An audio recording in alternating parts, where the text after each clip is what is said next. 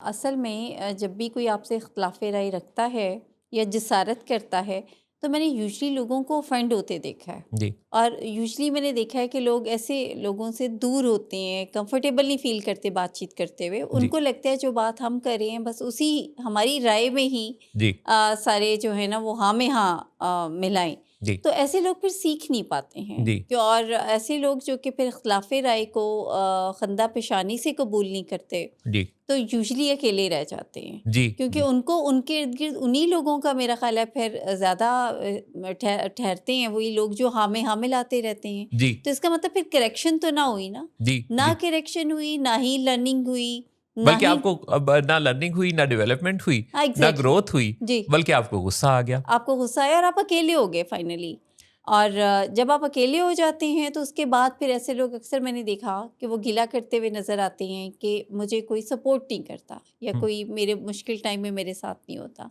तो जो support system है ना हुँ, उसके लिए मेरा ख़्याल है कि हमें ये वन वे नहीं होता और हुँ। वन साइडेड नहीं होता। जी, it should be a both two ways. जी, यानी दोनों साइड्स पे दोनों तरफ का की जो पार्टीज़ हैं उन्होंने खंदा पेशानी से एक दूसरे की राय का एहतराम करते हुए जी, जो डिफरेंसेस हैं उनको भी कबूल करना होता है, तभी बिल्कुल। तो ग्रोथ होती है।